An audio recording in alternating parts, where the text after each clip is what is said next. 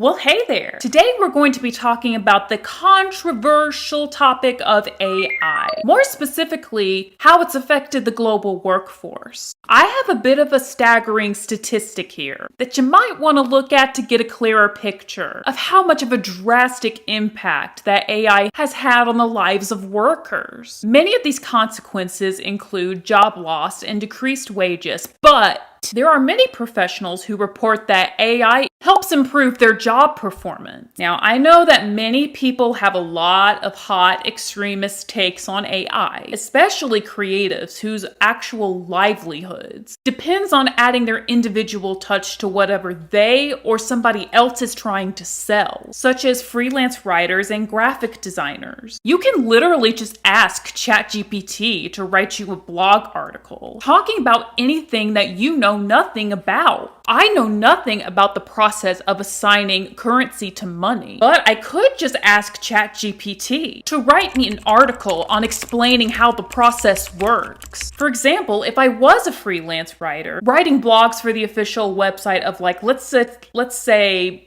Chase Bank, and they wanted me to write an article explaining about how money gets assigned value with the process of currency, I wouldn't have to do my own research and call upon finance professionals to feed me information about currency that ChatGPT could just tell me in 10 seconds or less if I just ask it to. Now, I don't think that AI in the workplace in and of itself is bad, but I do think that it has the potential of being so overused to the point where it's being used in ways that are non-ethical and not moral. You know, like a place that we seem to be at right now. The proper use of AI in the workplace depends on what company is using it, how they're using it, and why they're using it. Disclaimer here, just a random chick online spilling her own personal opinions about AI. AI in the workplace. No type of industry professional well-versed in AI. Just wanted to put that out there before you at me and fact check me. Perchance I don't get something entirely accurate. Now, AI is nothing new, of course. AI in its Aries...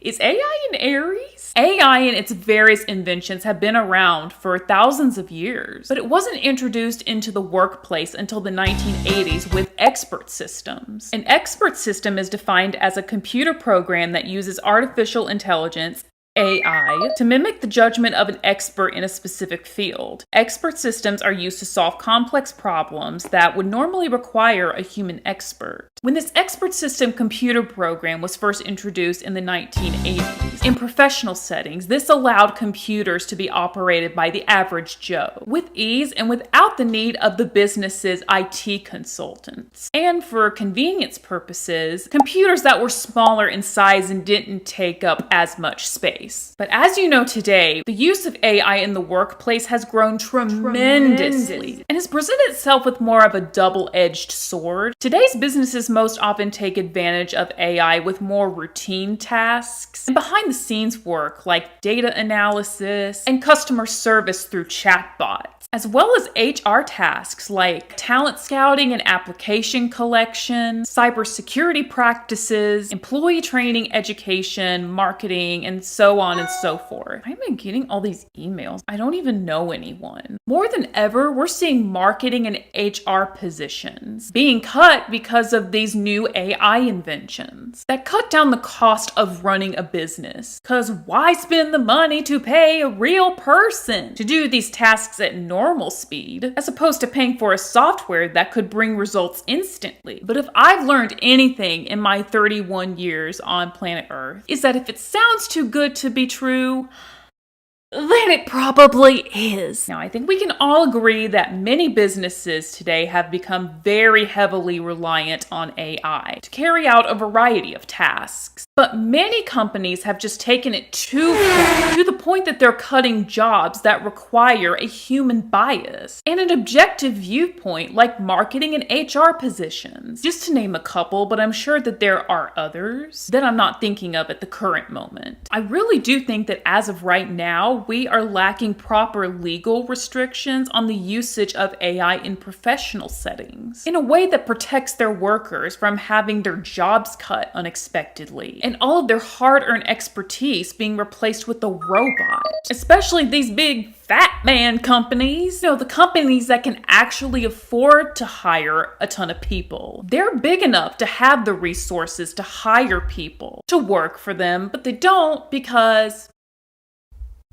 corporate greed. Corporate greed is alive and thriving. They're not small businesses who don't have a ton of investors and may not have as wide of a reach of consumers. Now, am I saying these companies don't benefit from the use of AI? No. I'm just simply saying that companies that have the millions and billions of dollars to outsource and open up jobs for people in an economy that is having more layoffs than hires is unethical. And choosing to spend their money on top-notch AI software instead of qualified and capable human workers should have legal consequences. Now, this next point I'm about to make is probably the most talked about in creative fields like the field myself am in as a YouTube video creator, blog writer, and now podcaster, which if you're an astrology nerd, you should check out in the description box because it's linked there. But back to the main point. There is this incessant worry among creatives in the creative field that AI is destroying and at risk of replacing human creativity entirely. Now, I will admit, I do use AI to help me with organizational purposes when it comes to the creative work that I put out there. Now, if you're watching this and you're a creative, you will most likely relate to this as well. I have never in my life have met someone that was both creative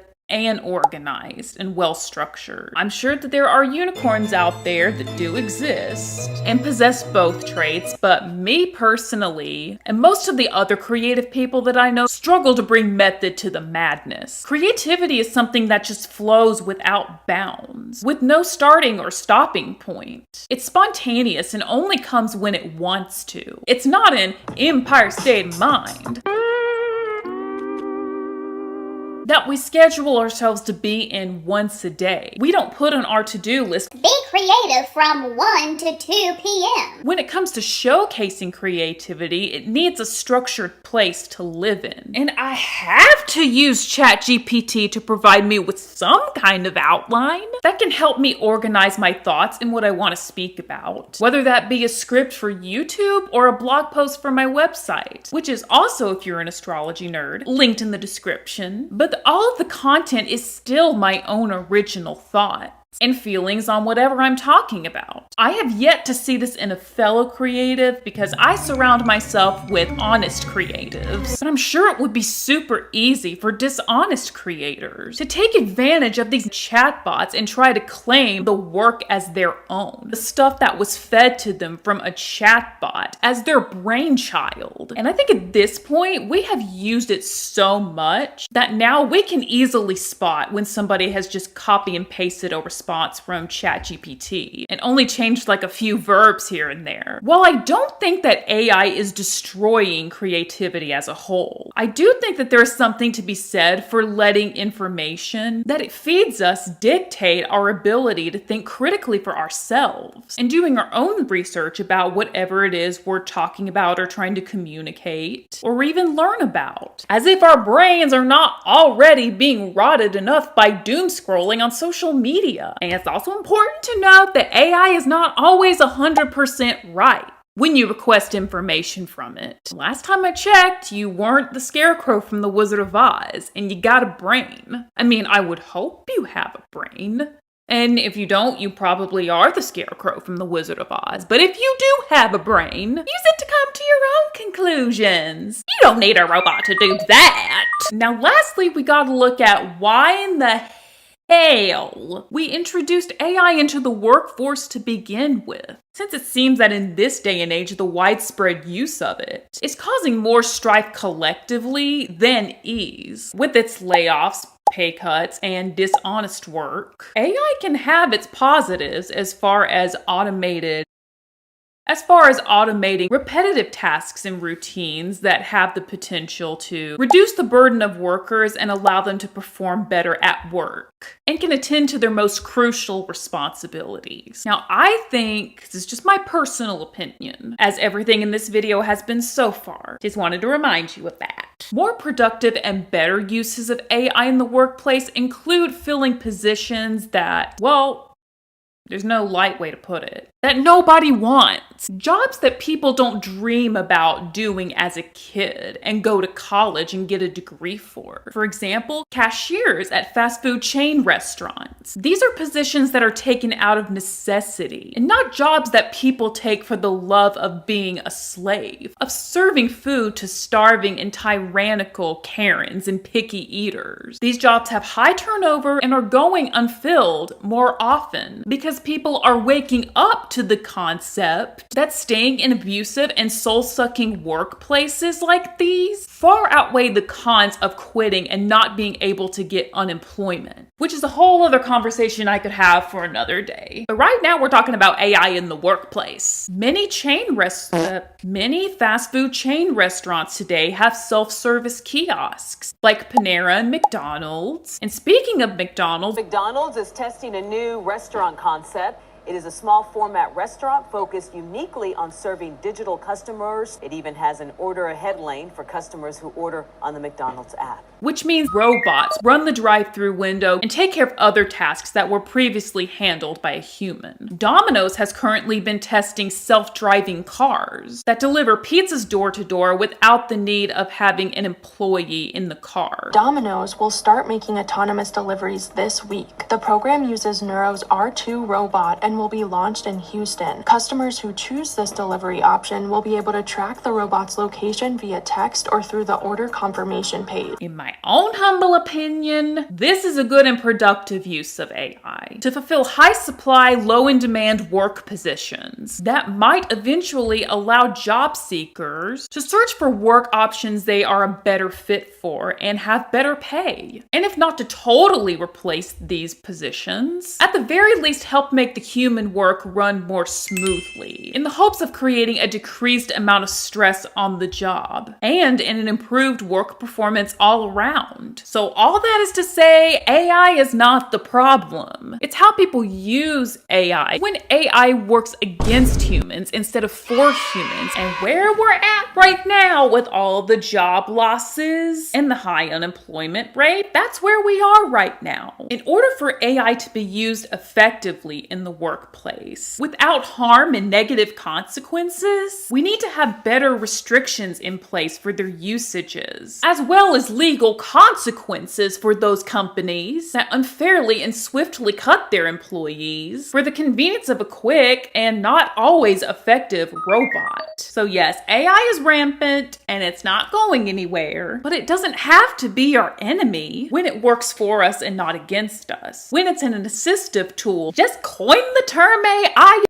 bypass a law of its unethical use, and then we might all get along. Ideal and utopian, I know. But as my friend Shannon Minton said, dream big. Let me know if AI has come for your job or if you fear that AI is going to come for your job in 2025 and what you want done about it. Thank you for watching till the very end. Make sure you give this video a thumbs up if you resonated with the message. And if you and I are vibing, let's vibe some more by hitting that button on your screen that says Subscribe! because you know what's going to happen when you do that. When I reach 1,000 subscribers here on YouTube, I'm going to use it as an opportunity to give back to my local community, donating all of my used books as well. Let you guys in on a deep, dark secret that I have. That is a secret channel here on YouTube that could possibly ruin my reputation once it becomes public. But it can only happen once you find the subscribe button on your screen and simply go bing! And you is going to be notified every Friday with the new upload. I will see you next week. Bye.